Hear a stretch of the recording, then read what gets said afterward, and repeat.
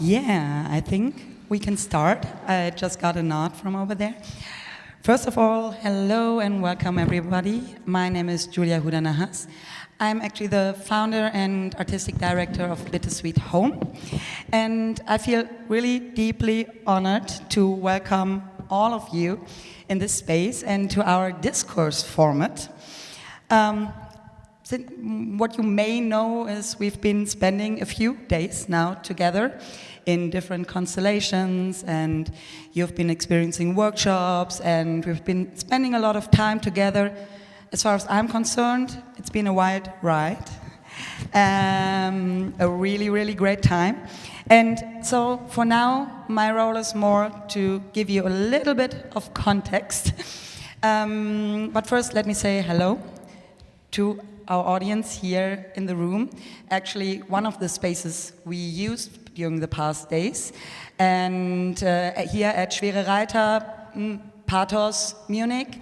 Also like a space that we've been using or sharing on a regular basis during the past year and a half, 2 years.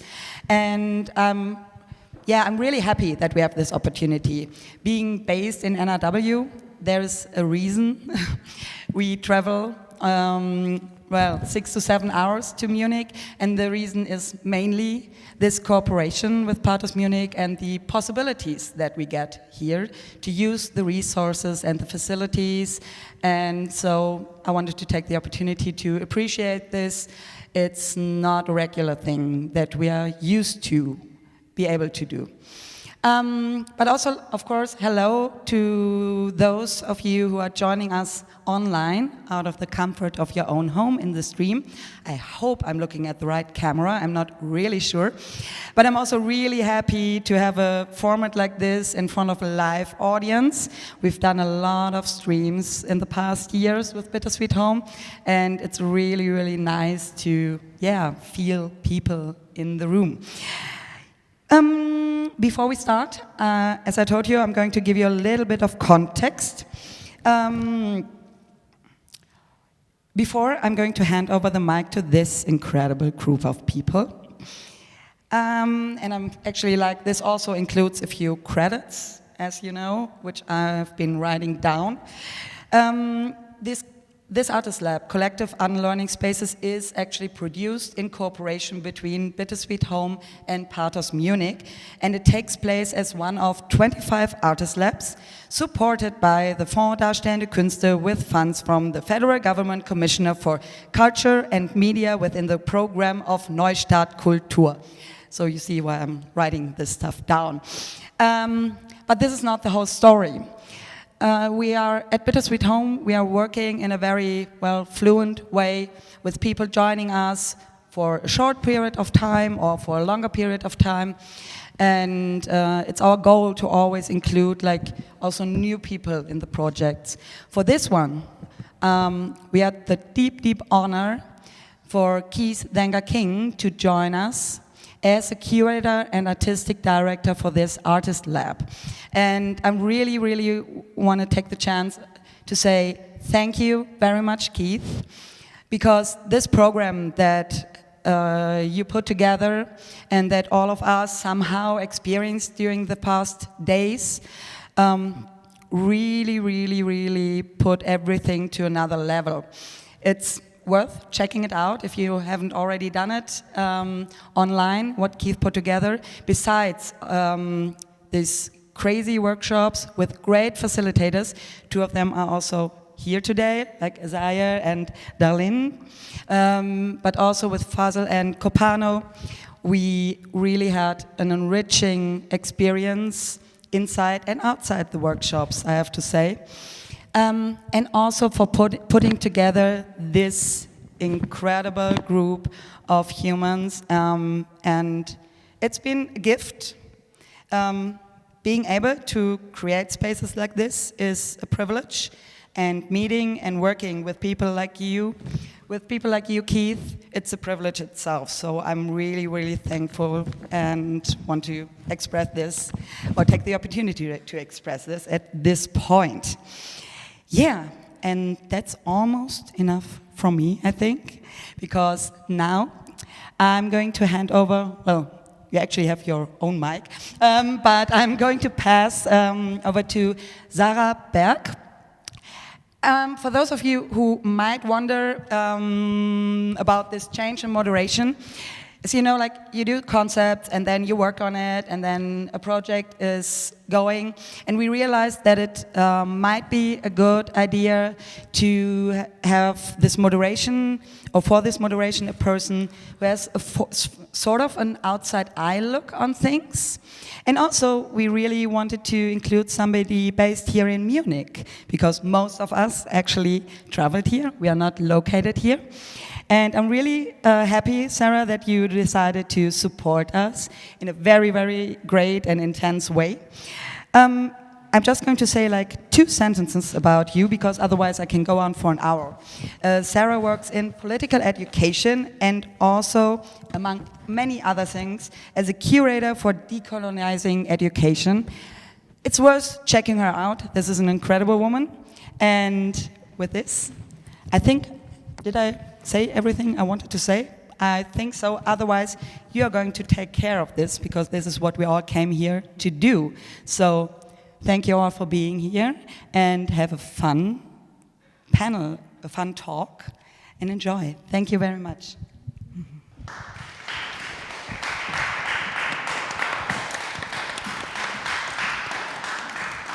Thank you. Thank you, Julia. Hello and welcome also from my side. Yes, my name is Sarah Berg, and now I have the pleasure to sit together with, she already has been announcing it, with beautiful people, creative minds, artists, activists, educators, peacemakers, maybe. And we are a bunch of people. So it's just the names, and later on, while we talk, I'm sure they'll give hints and notes to their work and maybe biographical details. So it's Carlos Carima.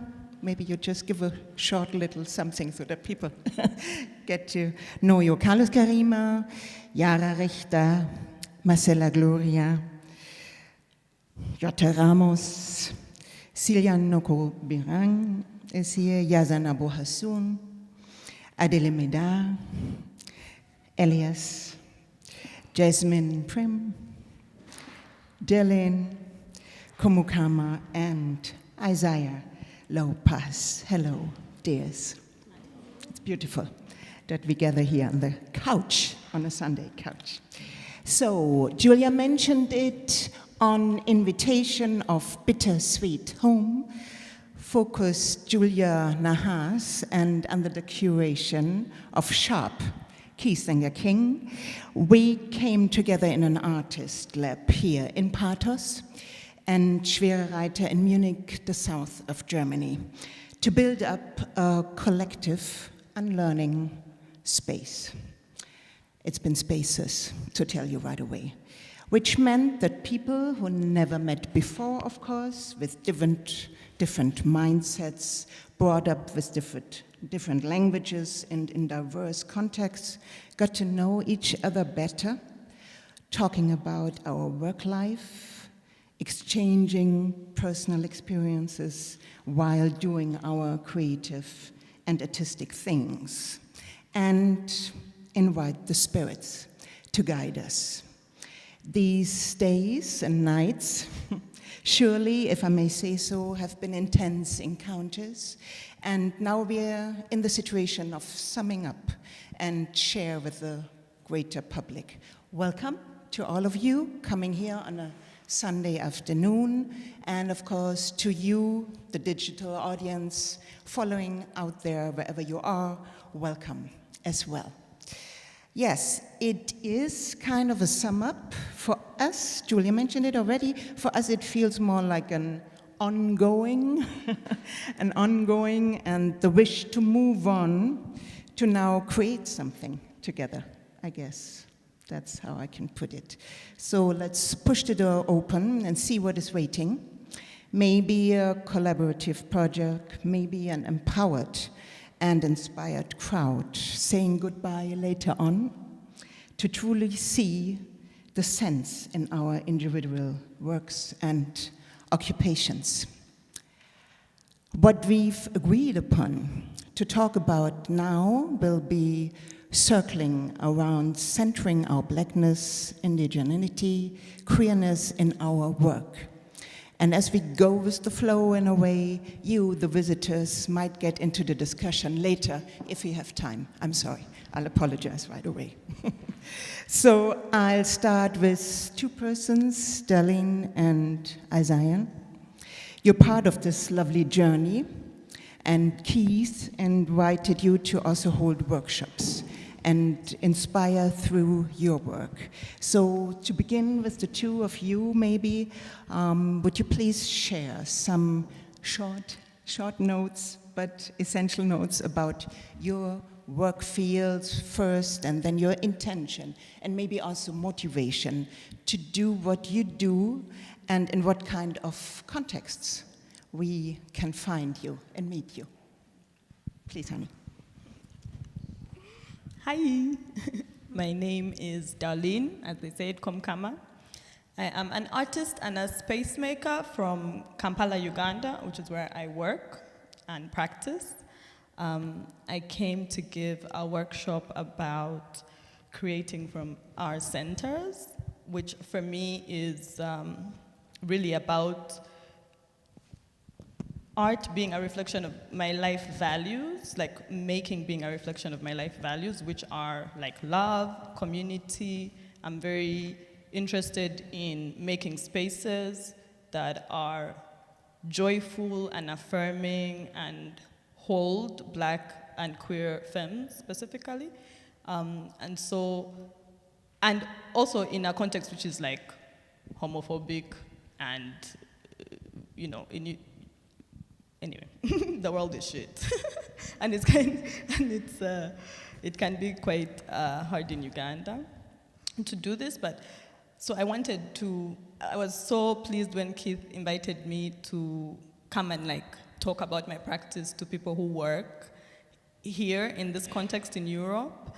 My intention was to sort of inspire them to also create work that speaks to people like them, to them and people like them first.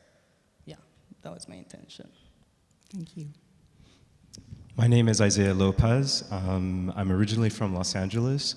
I'm a local of Berlin, Brussels, and soon to be Rotterdam. I work with visual art, performance, and text. And my work is really interested in connecting histories that are often described as disparate and distinct, but are overlapping. As a part of my practice, I'm very socially engaged, and for me that means that I work with other Black people in the context of workshops, creating spaces for knowledge transfer and healing. And I define myself as a Black artist because I'm interested in Black epistemologies, cosmologies, methodologies, and practices. But I also describe myself as a Black artist because in the spheres that I work in, which are primarily art and academic spheres, I am, excuse me, I am racialized and experience racism and anti-Blackness. And so that's also important for me to say that being a Black artist is also, or is both about the themes and subjects that I'm interested in, but also my experience as a Black person and a Black queer person and a Black queer migrant in Europe. Thank you, thank you. So I'll stay with you just for a second, but of course, you see the beautiful crowd here. We will all get into the exchange and the discussions and share our ideas going on with discussion. So we also met under the umbrella, the huge and wide umbrella of changing perspectives and decoding the Eurocentric. What comes with that is the idea of the decolonial, the decolonizing moves. What do you intend to follow in your work? Are decolonizing aspects that are debated? This is not a workshop on decolonization and racism, but they are now debated more and more finally in the mainstream. And one of the main issues is maybe your work, and it has to do with decolonizing moves. Would you say that decolonizing ideas are part of your personal agenda and or components of your political portfolio, and how would you explain to others, to the crowd? Thank you. So I identify as an African feminist, and again, because my work follows my life, it also follows those ideals of trying to unlearn all these colonial myths that we had been told in Uganda, which are like very old and historical, right? Because the context here is really different. Like, you live with the colonizer, you know? For me, I don't. So, like, we have what's that word? Like, the colonizer came and left, but then he left a bunch of shit, a bunch of like problematic ideas. So, for me, as I decolonize my own brain, like my own self, it obviously came out in my work. So things that I care about, like community, like uplifting and supporting queer femmes, and black queer femmes. I usually don't have to say black because I live in Uganda. Most of that, like we're all black. So that creating a space that is in direct opposition of that idea that we're not human, like a space that focuses on our joy and our well-being, outside of all the ways the world that can try to like put you in your place. So I do that by I run a festival, which is, people come in and have a great time and dance, and it's a lot of work to create that space to make sure that you keep this, you keep trauma and like triggers out of this space, which is actually not that easy, but that's the work, the work is to make the space where people can just feel free, really that's the thing, like freedom from doubt in any way that you are enough and you belong here. Mm-hmm. Beautiful, and it works. It does. I mean, when the government is not trying to shut us down, it does work. I think before answering the question, it's important to say that I'm an African American. I'm an African American that has Geechee heritage, that has Anishinaabe heritage, and Muskogee heritage. So the idea of decolonization, when my indigenous ancestors are still living on territories that are colonized, when in Berlin, white people are asking me, but where did you come from before that? Where are your grandparents from? And I think about the Berlin Conference taking place and Africa being divided, and the absurd idea of locating my African ancestors that were taken from Africa in a colonial framework. The idea that I can decolonize or have the power to do that or should have the interest to do that is also, for me, a little bit irrational. So what I like to think of is, how can I Africanize, how can I Creolize, how can I indigenize my work and my practices? And for me, this year, that has included, for example, learning Ojibwe, also learning the root-working spiritual practices of my African American ancestors, and that's something that I'm focusing on. I think the task of decolonization is for white people and is a white problem, and it should be a white burden. My friends who are white and artists, they can make work about dating, they can make work about giraffes, which is not a joke, it's like a true story, and they're not thought of as having an agenda. They have the political freedom to do that. But as a black artist, as a migrant artist, my work is thought of as having to educate or having to have a function that is pleasing or for the benefit of white people. And it's never thought of that the work that I'm doing is actually, even though it's very specific, it's speaking about many different themes and subjects that can be applied across cultures, across borders. Yeah, I think that I just sort of take that position, and I see that also the task of decolonization doesn't make sense to me as a black artist, because when I come into the spaces that I'm asked to come into, these spaces are not trying to get people that look like me within these spaces, or the board members of these institutional spaces, which our tax dollars pay for, will never look like the people seated here. So therefore, I reject that as an idea or as a task, and I don't see myself as an activist, even though I understand that that is a way for white institutions to have some sort of capital, or to say, well, he's not really an artist, he's an activist.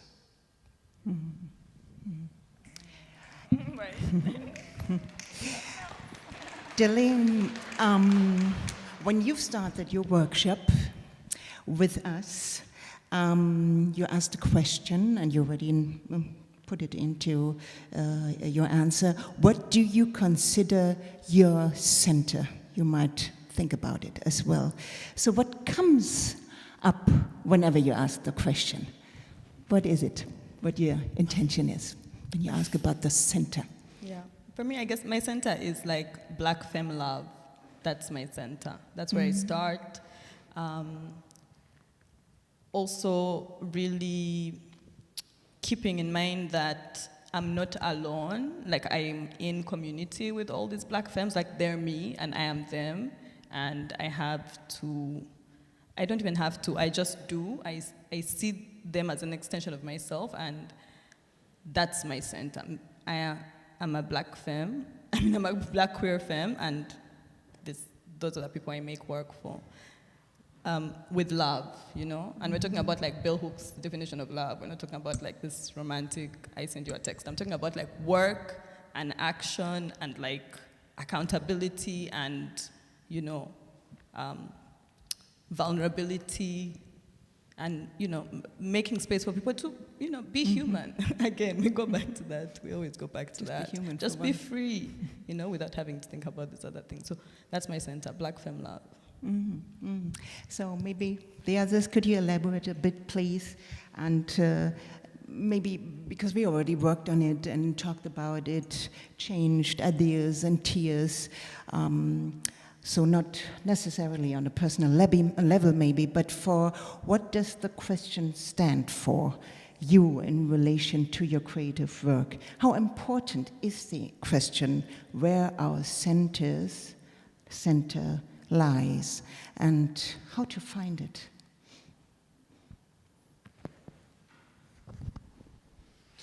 Alice, please. Okay. I have to say that the idea of the center is incredibly important, and like, yeah, just self-awareness, like not even just creatively, but also just personally. For me, how to find that center always revolved around just simply doing, and like just doing, like leaving the doubts alone, but just going ahead and doing it. As somebody that overthinks, that's always going to be there, but I feel like I've reached so many other like levels just from, doing. Not only that, but speaking of the center, and I don't know, one of the first things that comes to mind is when I was growing up, I really wished I would have seen a lot more like Black faces doing the things that I wanted to do, or the things that I was like interested in. That was something that was like not even possible. I mean, it was there, of course, but also I have to admit that this was like, late 80s, early 90s, so the internet wasn't as prevalent. But I'm just saying this to say that to be able to serve, to be any sort of example is very important. And by doing that, I think it's just being as me as possible. Yeah. Something that resonates in you? Yeah. So what I was actually just thinking, because we were talking about kind of our center, but in general, politically, I'm a fan of this idea of decentralizing, because the center itself, in this kind of Western European context that we're in, is problematic. So thinking about my center comes with the thought of decentralizing my center, paradoxically. So I think what I was saying in the workshop was that my center is kind of just this giant energy field that we're all part of, that is, beneath our skin and our thoughts, but that holds all of that together. And I think that is also an idea of decentralizing.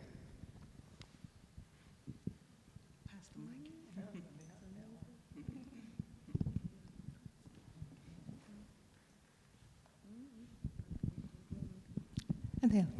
Go ahead. I know. Okay, so talking about centric situations, I think we can get inspired from our surroundings and maybe from our experiences we are going through, and from our deep emotional maybe side, or maybe thoughts, our thoughts or so. And yeah.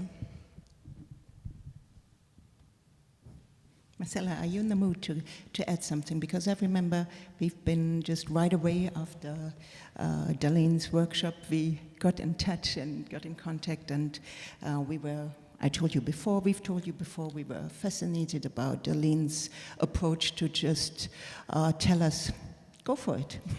Be you, be me, and try to open up what is within you, and don't think too much and don't have too much worries about, is this the right concept? Is this the right setting? Am I able enough? And things like this. Huh? And we've been talking about this, I don't know, is this something that resonates with you when we talk about the center? Because I remember you said, yeah, it's 1 year from now that I took that decision to say, okay, I stuck with the me in me. Hi, I'm Marcela Gloria. I'm a Mexican designer and illustrator. And yeah, well, to start, I think my center, when we're talking about this, I create my work from kindness and self-kindness, and from there I found my way to talk about, or to take care about the things that I need to heal with myself. And yeah, this idea of that stop us to create is these things that you think that you have to have everything solved or planned, and it's scary to just do it. So yeah, when you just start doing it, then you find your own ways, and your own the way is building by itself, I think. So yeah. We've all, of course, been raised and socialized in Eurocentric environments and mindsets above all. I'd be interested how you define them for yourself, and how these settings influence your daily work conditions. And I'm tending to say, hold on, as everybody knows that we're living in restrictive and disabling and racist social settings, and I suggest to make a quick round, maybe, because we already shared a lot, and also personal stuff in the workshops, but more on an institutional and systemic level, maybe. Where would you locate for you Eurocentric structures? Could you answer on that? The location of Eurocentric structures that you're confronted with in your work.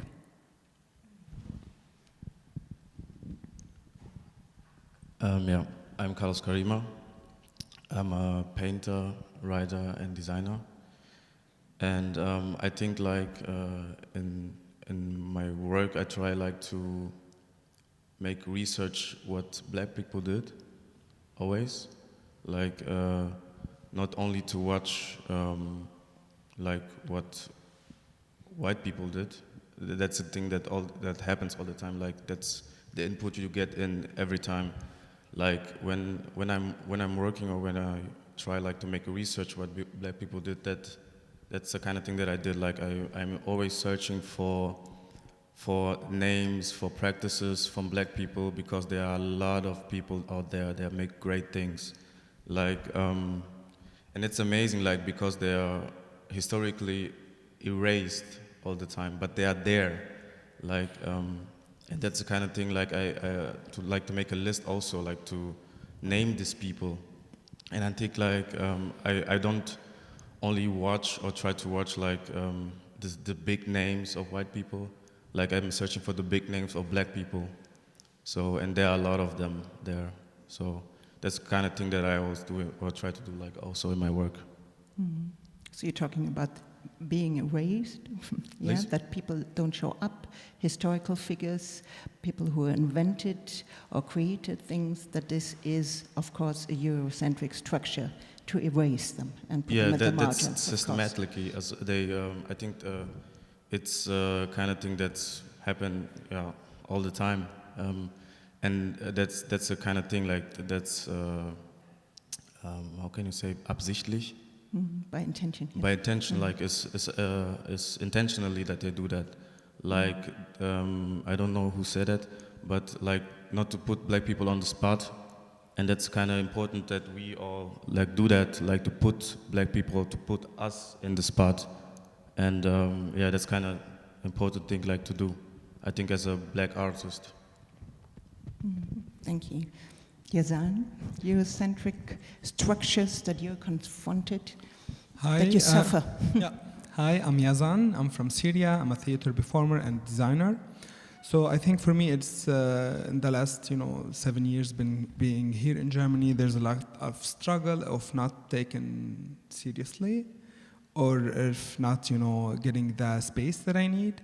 Especially trying to find spaces for other people who actually have the same struggles that I have, or like the things that I missed back in Syria, and now some people are, looking for them here. So it is kind of like hard to communicate sometimes with people, especially like in those institutions, and how to kind of like figure a way to be treated respectfully and just be recognized as an artist, and just to actually be able at least to have a space for me and for the people who are actually looking for that space.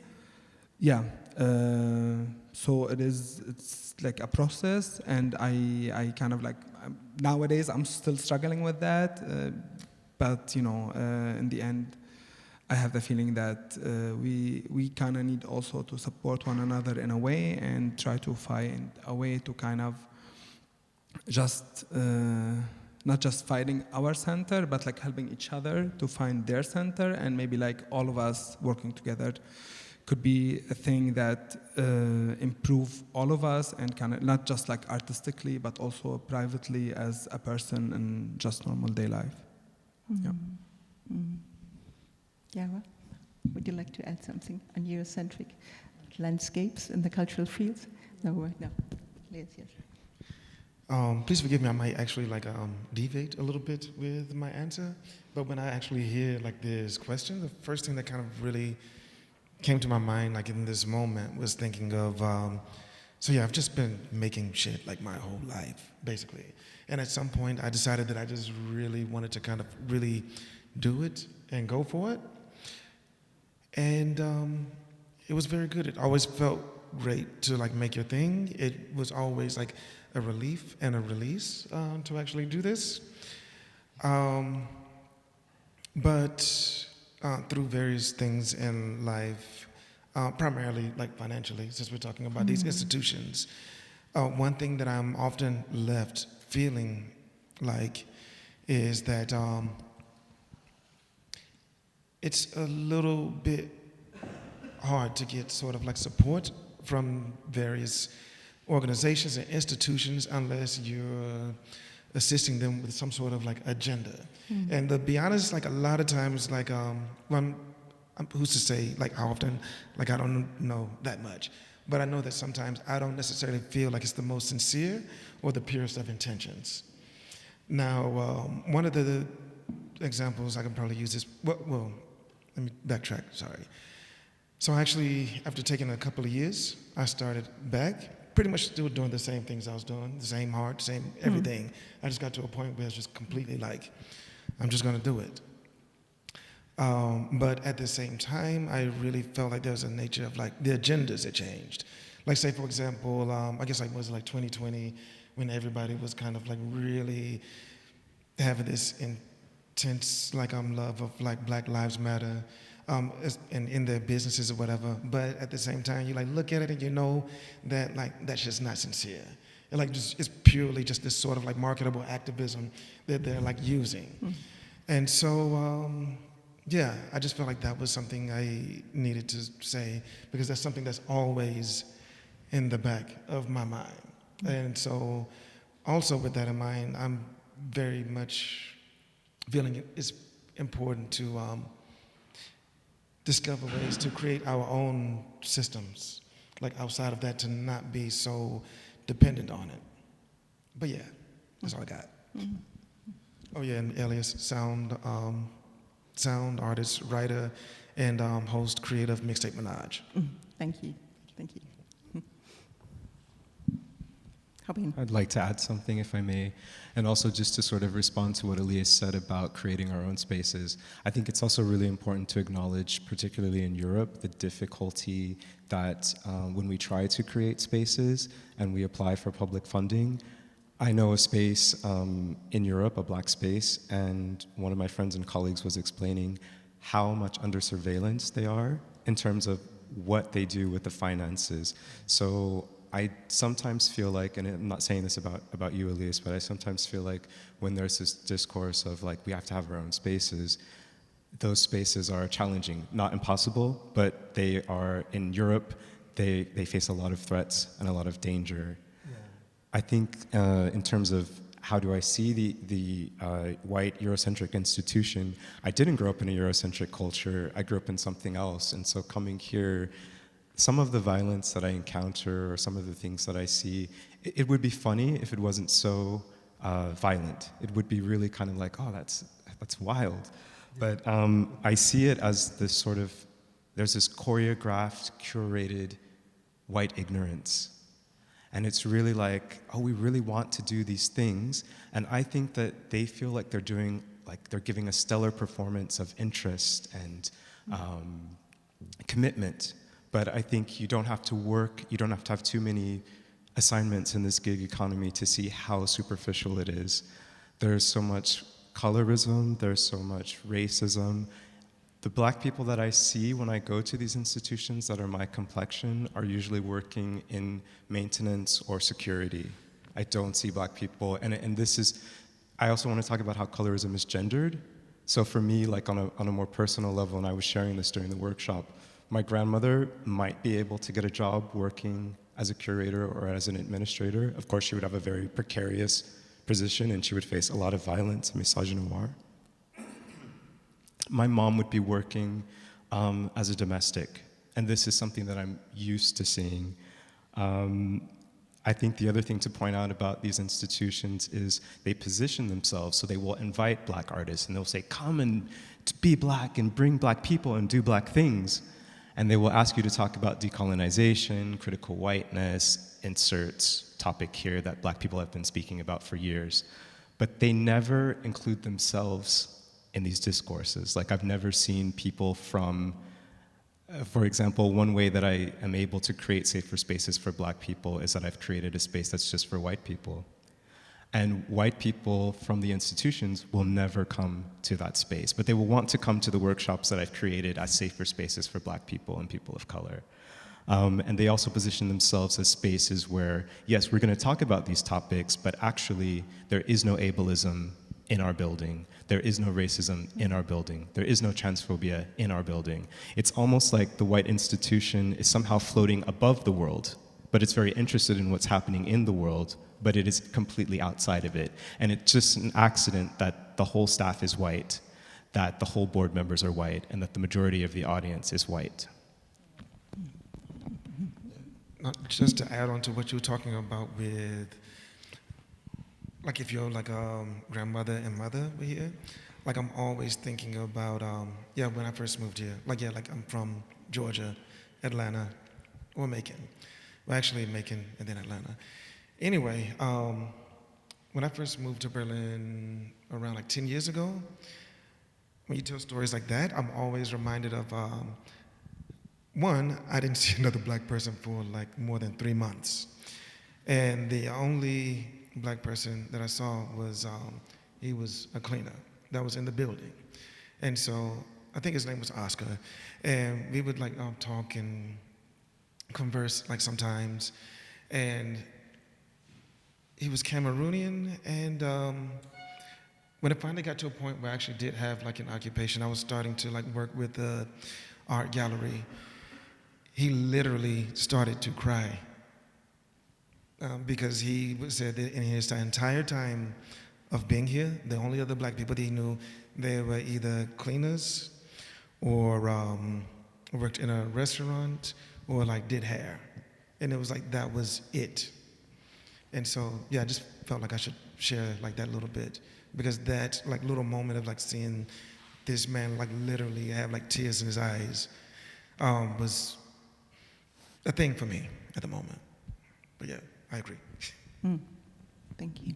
Can I also just add for 2 seconds that I want to be careful when I mention this, that my grandmother was a domestic, and that's how she paid for me to be privately educated in school, because she knew that I was queer and she wanted me to have a safer education. So I just want to make sure that there isn't any sort of latent classism when we are talking about encountering other black people who are doing work which I describe when I give this example. They have the most intimate, some of the most intimate connections with these spaces, but they have no power to actually curate or program anything.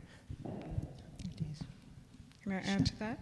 Hi, I'm Jasmine. I am African American, Berlin-based early childhood educator, curator, and diversity, equity, and inclusion consultant to museums and galleries specifically. And I resonate so much with what you've just said, because when I was like 16, I already knew that I wanted to go into the arts. So I entered art institutions. I worked at an art museum from that young, and I entered as a gallery guard.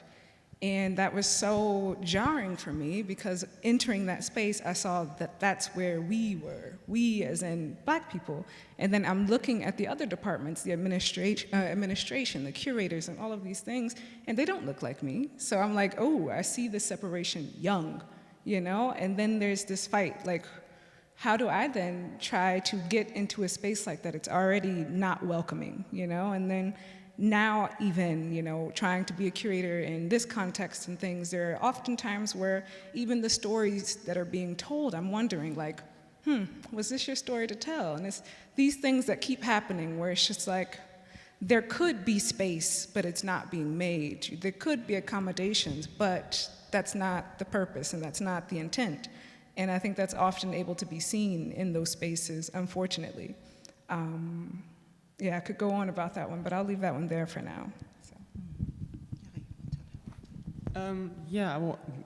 What I also wanted to say, I mean, in terms of Eurocentrism, just like listening to what the others were saying right now, I think in one aspect, like and I grew up in Germany, I am, you know, German, and so this has always been kind of my lived reality, but I've also lived abroad for chunks at a time.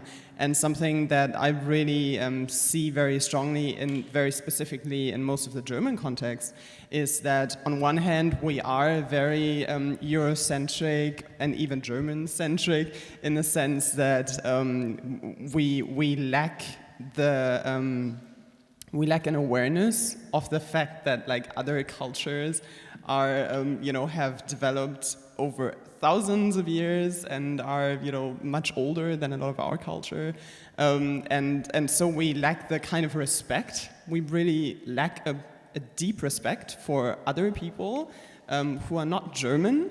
And at the same time, when it comes to being self-reflexive and self-critical, I would even argue that maybe we're not Eurocentric enough, because we're very good, and when I say we, I mostly mean white institutions, and also white people, are very good at looking into other cultures and other countries, especially the US, and also, United Kingdom, looking to kind of the issues and what's going on there, and being really kind of horrified by the racial violence that is being shown in the media.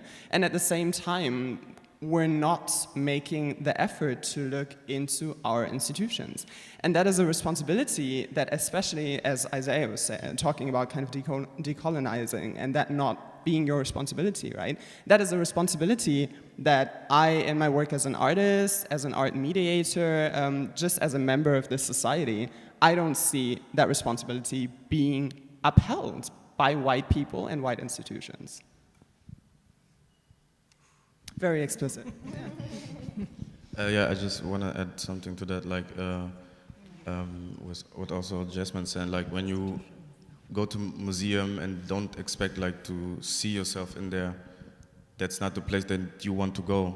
Like when you don't see yourself in there, there's like a damage that happens, that you don't see yourself or other people, and like you, and you see them only in a certain position, or like only position like cleaning or so on, and that's the thing, like it's really damaging, like to black people. Like when you don't see yourself in these spaces, you don't want to go to the spaces also. And why should you go to the spaces that are not made for you? So that's the kind of thing that's been on my mind. So yeah. Isaiah, you've asked us at the beginning of your workshop to think about navigating methods to take care and to resist. And I'd like to ask you, what else lays in this thought of being ableized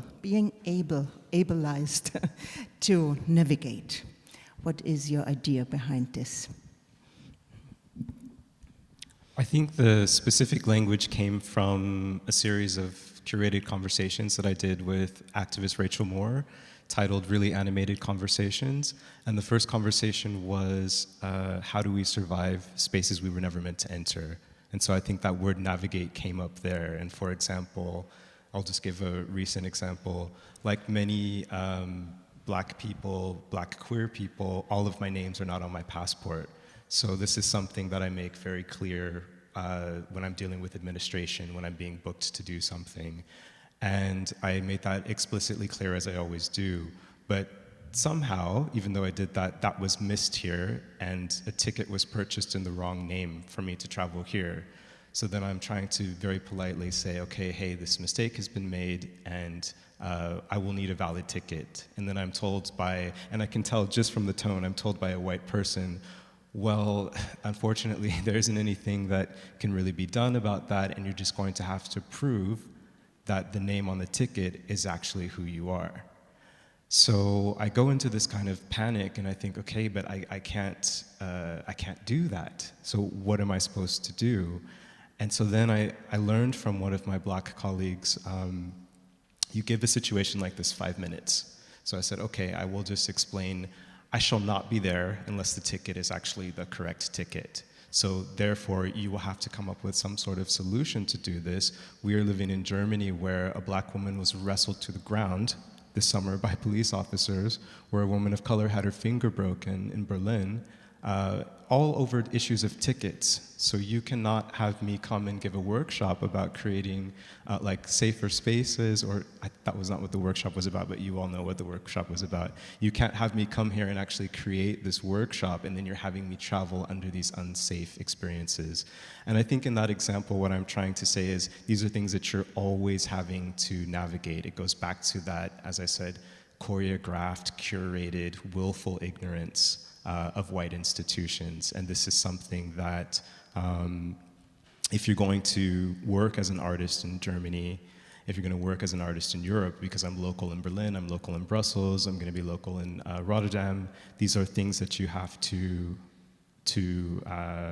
maneuver. And they are incredibly violent, and I think what was really beautiful about yesterday was we tried to come together and not necessarily talk about solutions, but we were able to share things that have worked for us, things that we've heard about. And I think, yeah, it would be great if the institutions would actually, instead of hiring Black people, people of color, and indigenous people to come and to give these workshops, to come and educate them, if they saw the need to consistently educate themselves. Of all the jobs that I've had, and I've been working in spheres of art and academia since 2016, whenever there's been a problem with racism, it always ends the same way. It always ends with the institution breaking the contact, breaking the contract, breaking any further engagements that we have. So the things that they actually had me to come and do were not really for them, or they were not really invested or really interested in that. And that's what I'm kind of talking about, navigating or maneuvering. Thank you.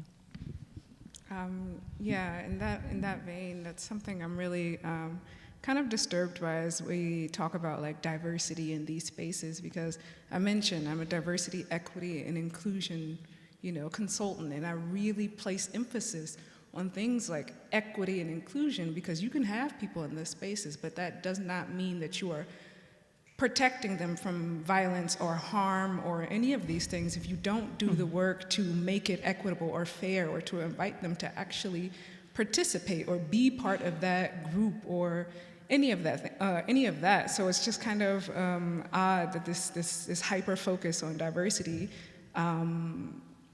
just kind of like overshadows, I guess perhaps it's intentional, but it overshadows the actual work that needs to be done to ensure that you're not bringing people into such a hostile, violent environment. And I think that work has to be done, absolutely. Obviously, it's not our responsibility, but I think it still needs to be stated that that has to be part of the focus. Otherwise, what do you want people to come into, really? Like, what progress are you actually trying to strive toward, other than a face? I think just with respect to Sarah's questions, I think sometimes even these formats of having these discussions, it feels a little bit like you're doing the same thing over and over again. Like I've been doing this since 2016, which is not very long if you think about it. There are other people who have been doing this for a lot longer. There are also there's also the work of Afro-Europeans, Afro-Germans that has been accessible for decades. So you feel like you come to take part in a conversation like this, and you come to hopefully share something that is meaningful, that is useful. But I always feel like a part of navigating these institutions is you're doing the same thing after the same thing. You know exactly what to expect. Out of the experiences that I sort of mentioned, I've had 2 negative experiences where the white people have actually said, okay, we are going to do this, and this work is going to be ongoing. And for the most part, there's one of these spaces, which is a small space without a lot of resources. So that's also kind of, again, something that would be humorous if it wasn't so violent. If you think of a larger space like this, and that was kind of the reason why when I got this message about having to prove that the ticket that they sent me, the invalid ticket, was actually me, I was thinking, you have the money to sort out this mistake that is completely your mistake and has nothing to do with me. So if you want to sort it out, you will sort it out. You have more than enough money. And when I see a small institution, which is really a collective of about 4 or 5 white people saying, hey, we made a mistake, we actually want to take accountability for that mistake, and we know that this is like a journey. I mean, I don't believe in clapping for white people, so I'm not going to do that, because that's just what they should do. But it just shows that it can actually be done. But these are the things that we have to maneuver. It's not being done. It's not going beyond the surface because they don't really want to go beyond the surface. And I think it's not a matter of believing that people want to go deeper than the surface, but it's about quantifying your experiences and being rational.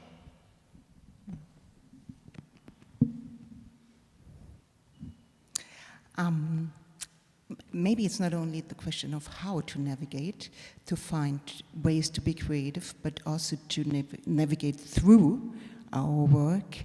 And I remember, Carlos, when you defined yourself as a political body, almost wherever you go, could you just tell us a little bit more about this? Like, through your work, you find ways to navigate and to resist against the system, is it?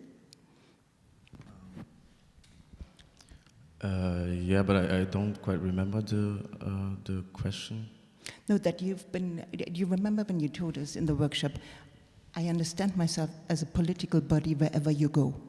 Yeah. So this is probably the starting point for your work then, in your paintings as well, I guess. Yes, no? Sometimes I said like, now I remember that I said like, I am in a white institution, I am a student, like, but what I said is like when I'm in there, when I'm going to the institution, is like right away is a political act. Like me as I think we are 2 people in the university, and 2 black people, and that's a political statement, like to be there in this space, and also what I said, like not to every time address. Like, I don't get the words, but yeah, alone that I am there is a political statement, like that I'm going every day there to dealing with the people they are trying to, like, no, so how can I don't know how to put this, but yeah, that's always a thing, like I am always aware when I go into this that this is a political statement, and I need like to be in my mind, like to know you are just here to learning something, but besides that, I don't want like to address something, or sometimes I want to fight, but sometimes I go back to myself and I say like, that's not the thing that I will do. I just want to take what I need, and then I just go. So. But on the other hand side, and this is what I mean, is this is sort of what you also use as a material for your work to emancipate, resist, overcome certain situations, is it? That you use yourself in a way, your political bodiness in your paintings also? Yes, because like being here in Europe as a black person is like all the stories that everybody said is political, and that's I think that our bodies are constantly in threat. Like when I'm entering the spaces or when I'm entering institution, our body feels that, and you are always like there are warning signals, and you have like to be careful, and yeah, and I try like to do also with my work the same thing, like to open up spaces with the work that I do, because like I am black, and when I make, or like when we make work and present them, and we want also that black people come, or that's for black people. And that's kind of thing that I also thinking about, yeah. Maybe also for this round, what was the last idea, fact, figure that you've unlearned? What would you say, and how would you transfer this experience of unlearning to an institutional, structural level? Is there something, an example that comes up to your mind that your personal unlearning, learning takes place constantly? Is there something that you could share?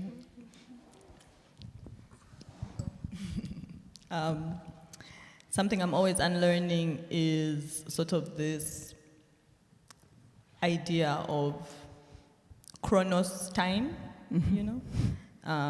That, first of all, who is Gregorian calendar? I don't know you, I don't know her. Like, how did they who was this person who decided that this is the date, this is the time, and like this is what you're supposed to be doing? And like then when I found out actually how like clock time happened, I was like, okay, I'm fine. I will never be on time for anything. I'm only going to follow. I think the other kind of time is Kairos, the one which is like felt. I mean, also being from Uganda, people are never on time. But that idea, like trying to release myself from this idea of productivity, which is what comes with this, like, oh, what am I doing with my minutes? What am I doing with my time? You know, time is running out. For who? It's truly not. It's not going anywhere. Time is here. Like, and like trying to put that in my practice, making spaces where there is no chronos time. So like my festival, there's music always. 24 hours, people, indeed, in that space, they lose time, right? Because there's so many great stages, you just start following joy, and you sleep when you're tired, whatever time that is, you know, it's not about time. It's like, okay, now my body has crashed, I'm going to take a few hours, and then when I'm awake, I'm going to go back to the dance floor, because there's always dancing. So that, also like that clock can live in your body. You know, people are always like, oh my God, I'm 35, what have I done? I haven't done the thing I said I was supposed to do. Or like, you know, oh my God, I've been in bed all day, you know, I feel so shit about myself. But I'm like, go sleep, you know, enjoy yourself, rest, you know, and like free yourself from this tyranny. Actually, there's a great article about that called The Tyranny of Time. I would suggest you do a little read. So that's my last, and we'll continue wing and learning project. Yeah. Beautiful. I love this one. On learning aspects. As I mentioned before, like I was a bit young when I entered art institutions, and then I also exited due to tiredness and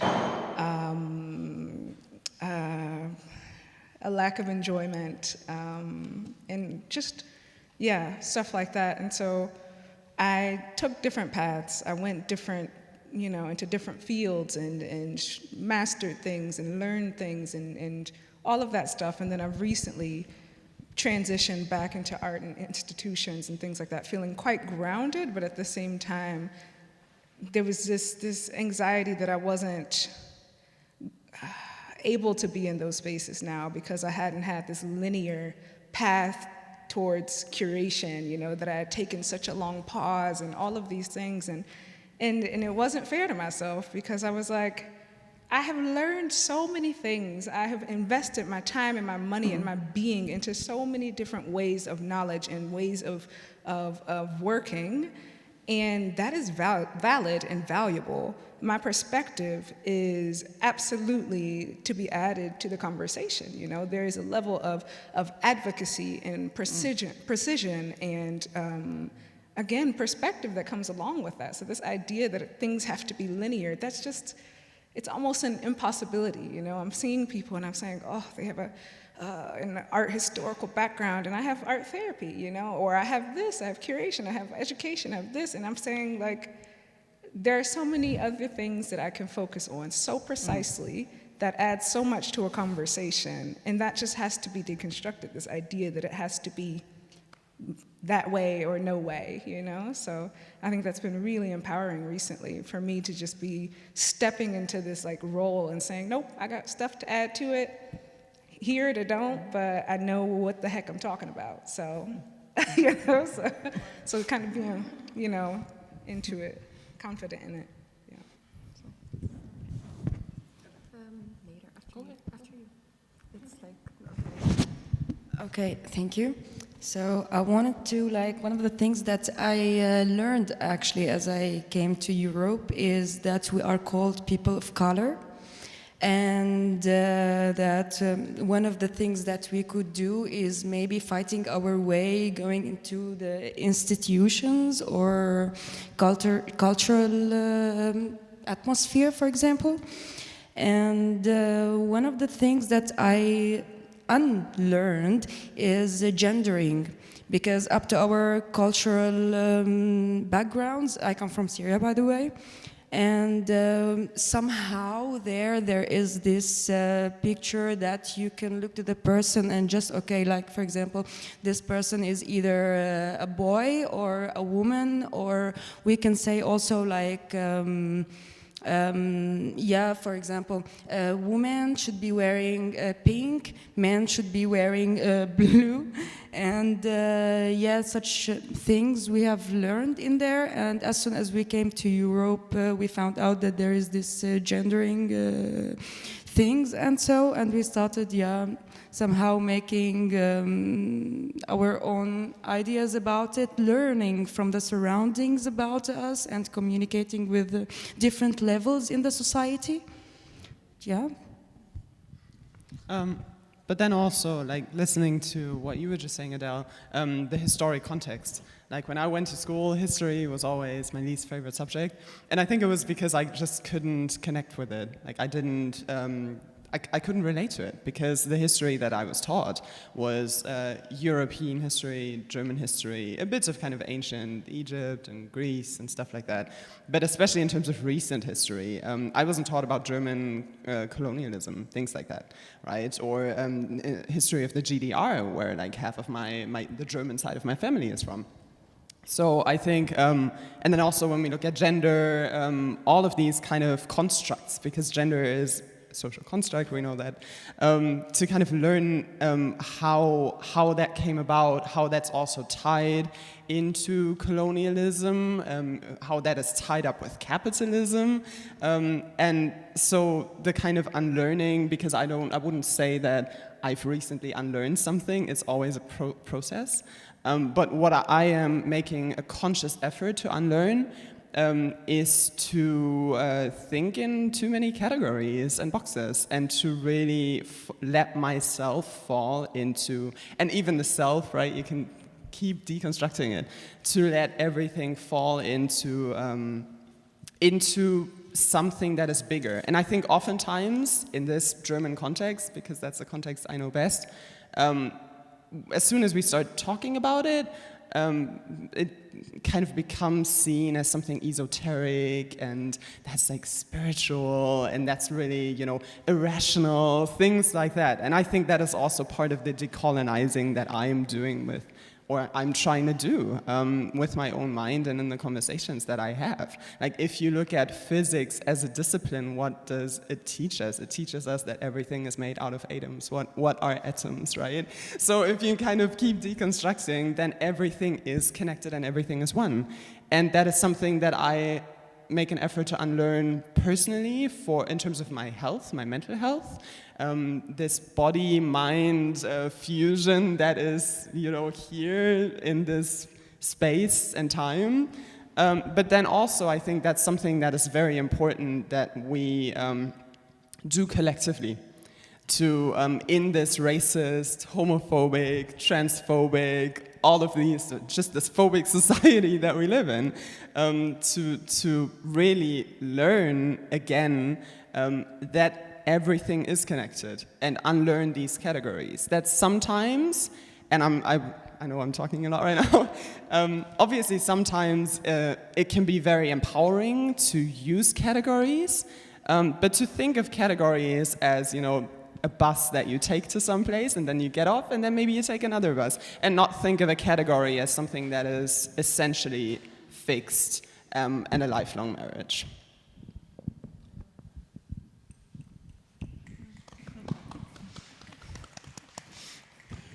Marcela, would you like to get into something? Because the two of us, we've been talking about your drawings, and again, like your way or your process to really get closer to an identity of your figures in your drawings, which maybe is also sort of unlearning process.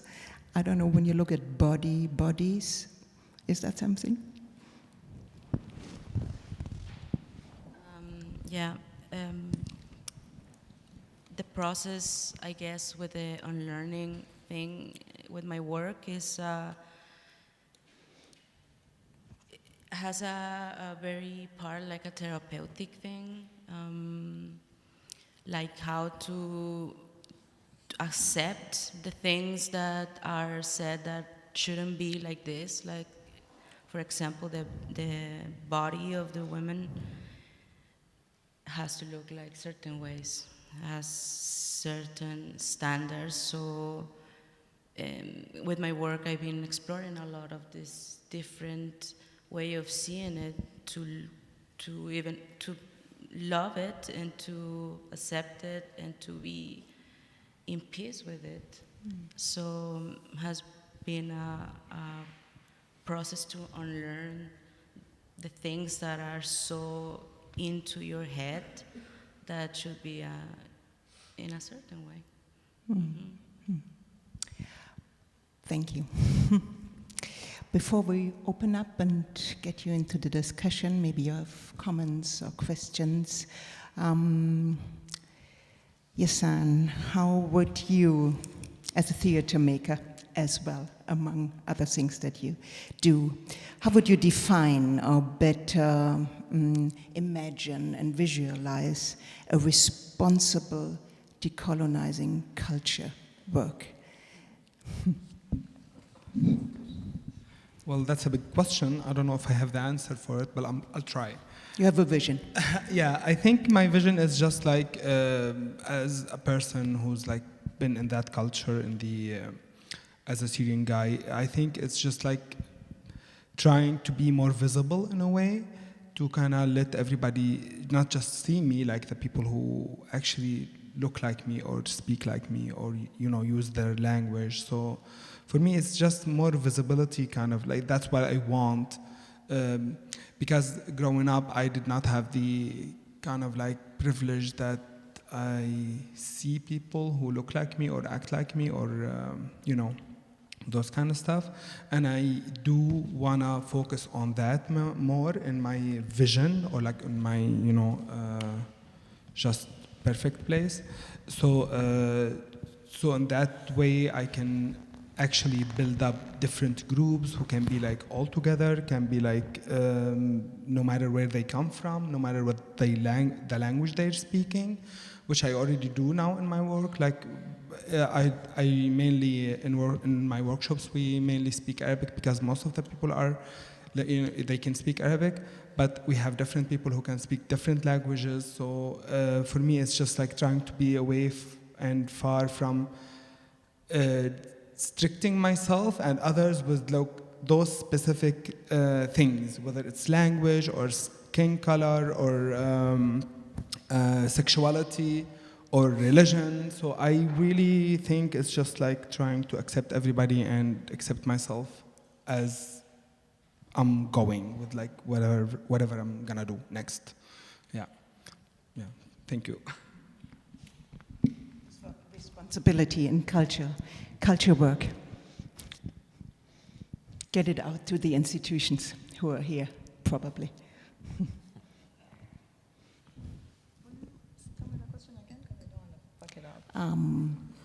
What would you say is your idea of a responsible decolonizing culture work? Yes. I liked what Isaiah said, where it's like, it's not my responsibility, it's like the people who started this who need to like figure that out. Exactly. But I think people also need to realize that doing the work doing the work in the institution, you can't do that work and not do that work on yourself first, right? Like, this building isn't, like as I was saying, the building might not be transphobic, but everyone in it is, right? Like, and that work is like painful and difficult and unpleasant. It's terrible to meet yourself at a point where you're like, oh, I fucked up, and I've been fucking up, and making that decision to be like, okay, I can try and be better, and like have actual like strategies, actual benchmarks, actual things that you have to meet that are not just filling a quota, right? And to understand that work is also like self-work, basically. Like, you just need to be a better human, I don't know, to have that kind of institution. Like a good institution which also cares about people. That's what I think. Anything else from your side? Institutional work. It's the work of the others, huh? So, it's about an hour that we've been sitting here, nourishing you, your thoughts, giving food So maybe there's something that you're still thinking about or would like to ask us here on the couch. Go ahead, out with your questions. Maybe they are not proper sentences, doesn't matter. Just bring it out. We take it to the floor. Kilian, bist du bereit? Ja, danke. We can't really see, but if there's something, let us know.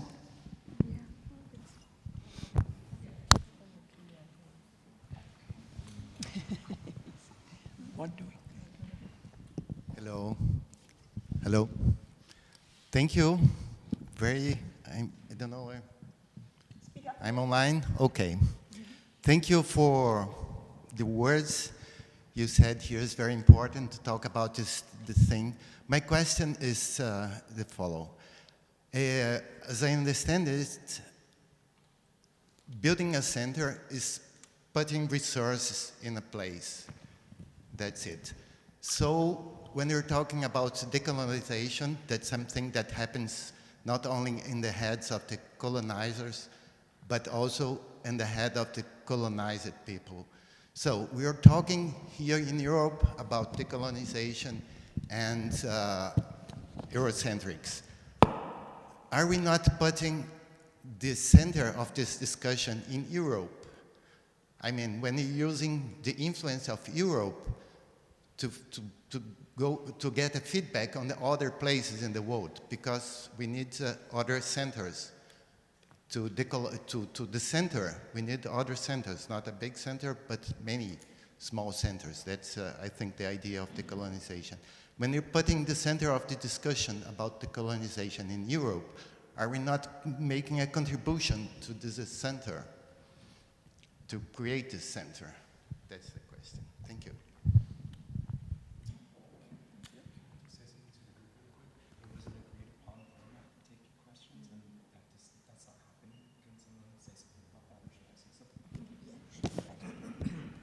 Okay, just a reminder for the other moderators, there was an agreed upon format for the Q&A, and that needs to be followed through as we asked.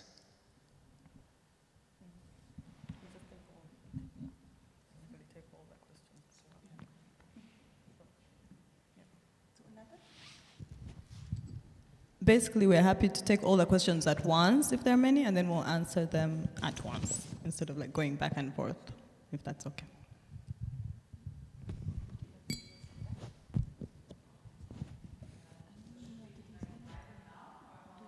No, we'll hear them.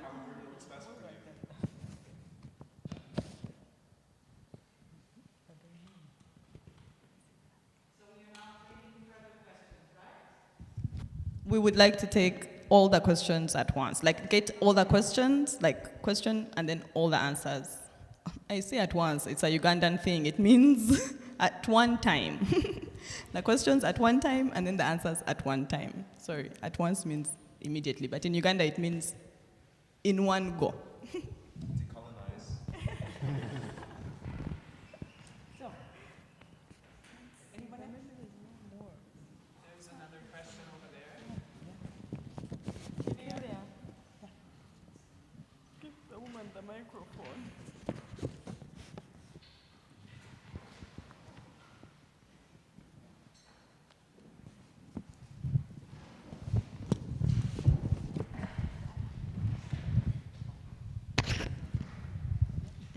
Thank you for this discussion. It was quite interesting. And I want to ask you a question, which I think refers to myself, because I wanted to know if you're really struggling to save your ethnical identity or your roots in your art. Since I have heard most of you and lots of us have lived in this place like for many years, for even decades, and are you not afraid sometimes that you will lose your identity in your art? And I think that this question is quite controversial today, since I just have moved to Germany while I was being a lot in since I have spent all my childhood in Ukraine, and I really got into Ukraine context, and then I just have to do my art here, and I know that I'm Ukrainian and so on, but inside I'm still afraid that I will lose my identity in my art. And I want to know, how do you cope with this feeling? Sorry, just before we take more questions, can you say a little bit more about what you mean by losing your identity? I mean that you're now living in this European context, and you maybe feels that you have to talk something about your motherhood, your motherland, and don't you afraid of losing that point, being in this European concept?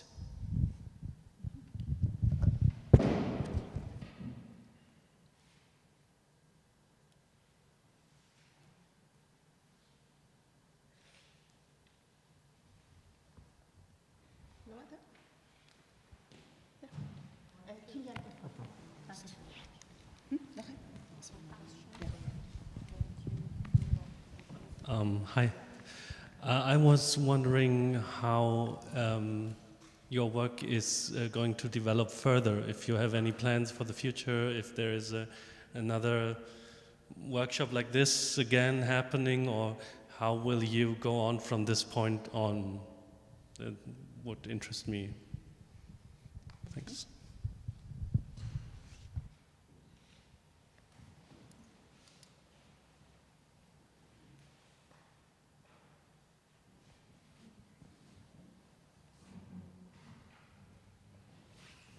I had a question around self-love and like working in this space. How do you practice self-love? What are some things you do just to nourish your own creative soul?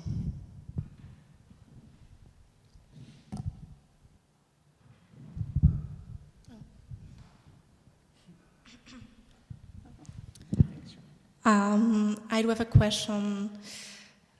Maybe it's a decentral question. Maybe it's more to Carlos, I think, or it's inspired by you. You said that you are try to inspire yourself with other people or Black people when you're doing work or working on stuff. And maybe it's a question: where do you see responsibilities, or do you feel responsibilities of unlearning the kind of ways we have been told in university, school, whatever, to which figures and which people we look up, or which artists we know and whatever? Where would you say, okay,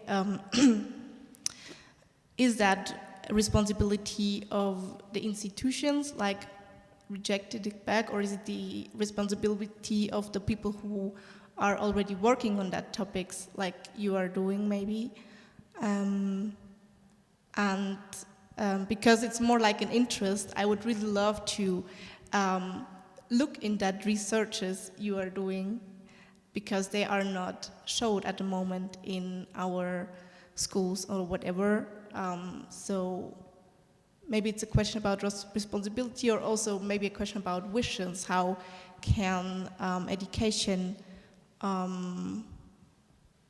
just being looked from different perspectives, and who can give what kind of perspective into that? Yeah, it's not a very clear question, I'm sorry, but maybe. It's very long.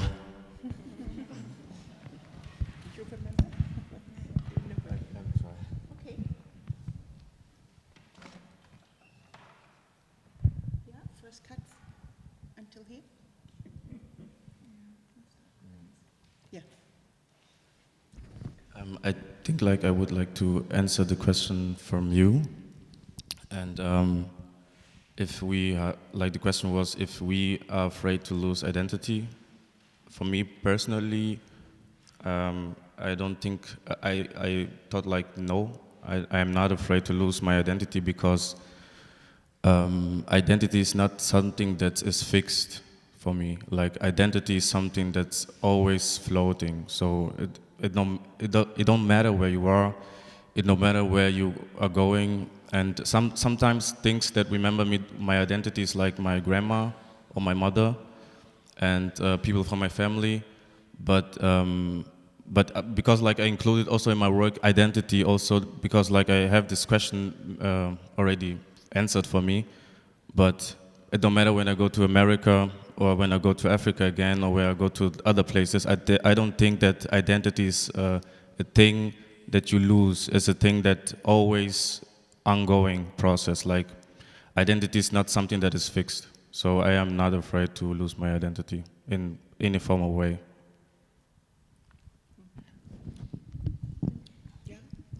I think briefly I did want to kind of talk about centers again and how important that is and how that denotes self-awareness and how that's also a major tool in checking in with yourself, double-checking your motivations, double-checking how you feel about yourself, your self-image, all of these things. It goes back, because as you're creating, like going back to why you're creating or the intent of your creation or your practice and things like that is also I can't maybe call it so concretely a safety measure or a mechanism, but in a way it kind of acts like that, you know? Like this checking in with yourself, that is so important, and to not tap into that is how things get lost, actually, you know? So like practicing this dialogue and re-dialoguing with yourself, absolutely. Question yourself, dialogue with yourself, dialogue with your community. That's so much of like what goes into that practice, you know. Otherwise, I don't know, you know, like, yeah, that's what I wanted to add. And I also, to piggyback off of that, I also think that there's something very valuable in reducing, and so sometimes losing something and letting go of something is really helpful, because the way I experience identity is and maybe what you would call identity, I would rather call kind of a connection to something. But identities are oftentimes, the way I experience them, something that comes from the outside and is put onto me. So, you know, black, female, bisexual, all of that stuff.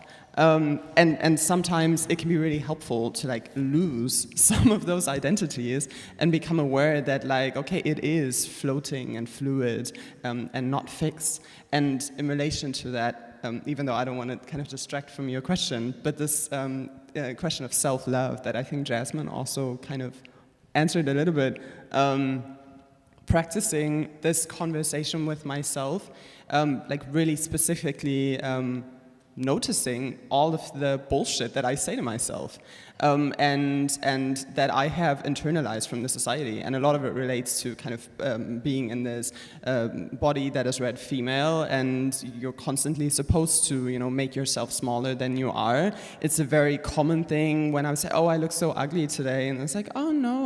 You know, that's how I grew up as a girl in this society. Whereas when you say, I think I look amazing today, you're called arrogant, right?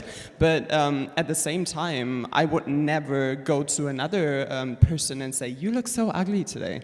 So to notice, and that extends to like emotions. When I feel angry, when I feel sad, that voice inside of me that's like, well, I shouldn't feel angry. I'm really mad about this, but I'm not supposed to feel mad, right? I mean, the angry black woman stereotype, all of that bullshit. And to learn to say, and that to me is self-love, to treat myself with the care that I want to be treated with, and that I also attempt to treat other people with, and hold myself when I feel sad and say, okay, I do feel sad right now, I do feel angry, and that's valid, and I'm gonna feel it, and not make put shame onto myself for feeling and being a certain way.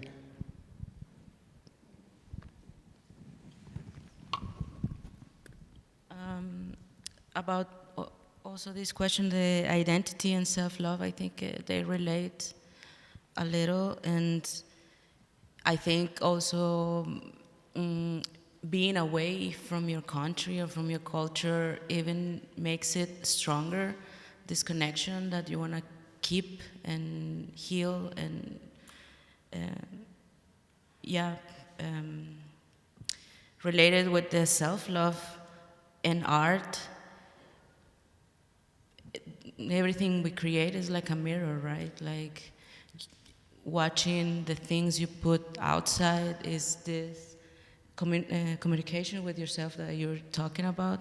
And I think it's important to always have it and evolve and realize the things that you have to unlearn to heal that with yourself.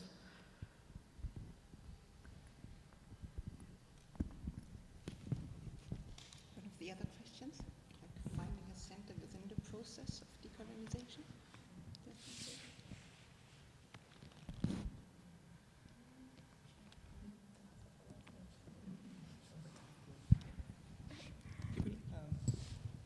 I think I'll answer your question. You asked what we're going to do next. On Tuesday, I'm going to go home, have a fat spliff, and sleep. That's the first thing. And then I have 2 weeks until this giant, massive festival that we're planning. So that's my next thing. It's called Nyege Nyege Festival. It happens in Uganda. You should look it up, and you should come next year.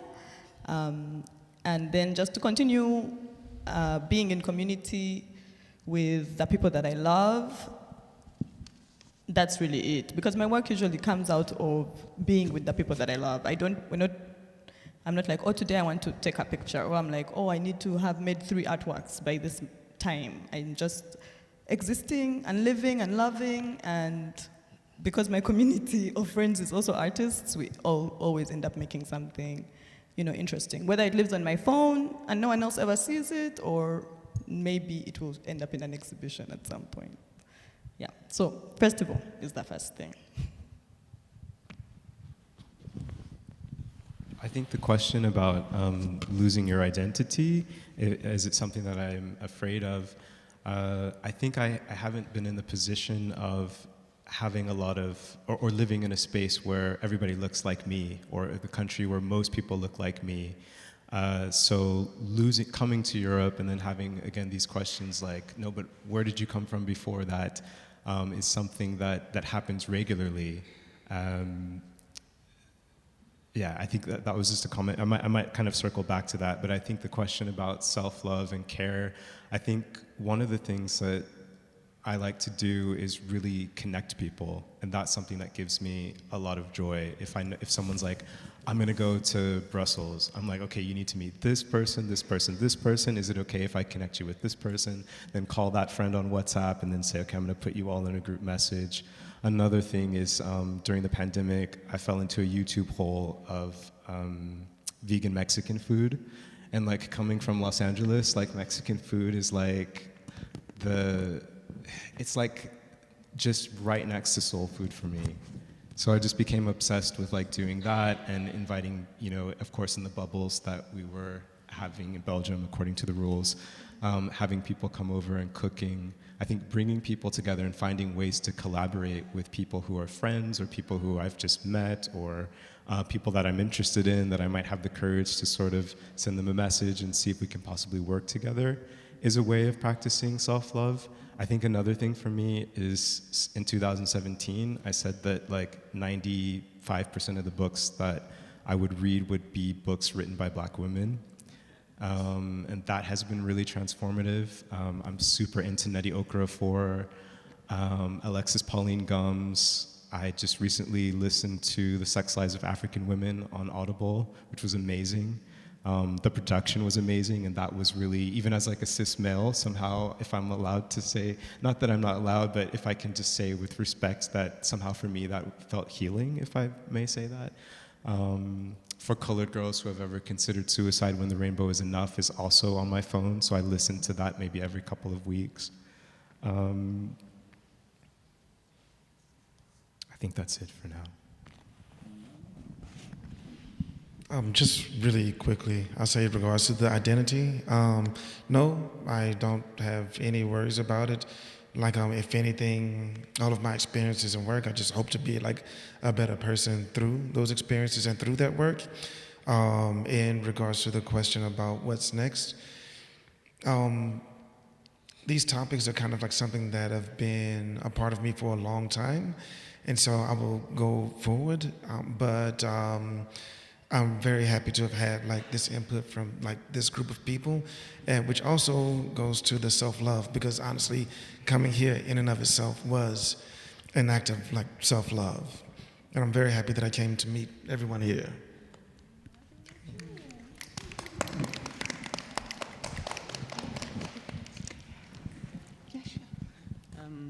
Regarding the question about Europe and centering Europe while deconstructing Eurocentrism, I think a lot of the deconstructing Eurocentrism is happening outside of Europe. And so I think that within Europe, we need to just make more of an effort to actually look at those discourses that are happening outside of Europe. So that's, yeah, simple answer. Thank you. Thank you.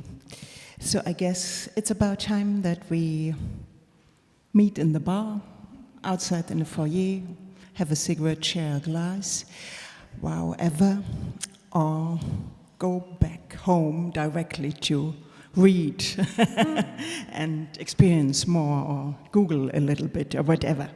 I hope that you could have benefited a little bit from all those beautiful people, what they were sharing, what we hopefully channeled after being together for days, 4 intensive days, as we already mentioned at the beginning. So that's something opens, kind of channeling, it's open within you. This is a common project, this is a marathon, this is what we say very often. But from our side, thank you. Thank you that you took the time. Thanks for your interest. Thank you for Bittersweet Home for setting up the beautiful space. And Keith, big up for taking care and your never resting intention to activate people and wake them up to get the work done. And if you're in the mood, then come down and close the session if you just give me a sign.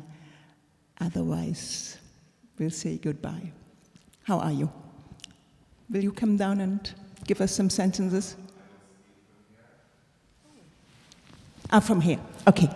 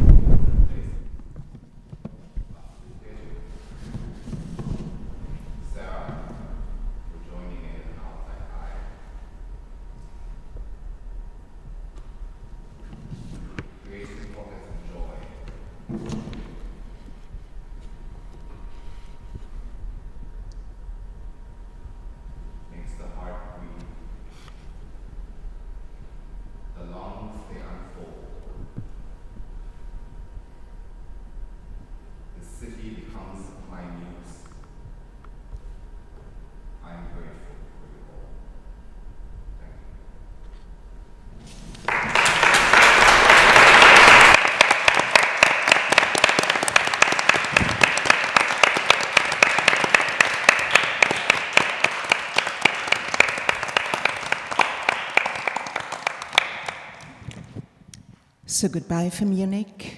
Thanks for your attention, for your interest. Enjoy the rest of the Sunday. Bye-bye.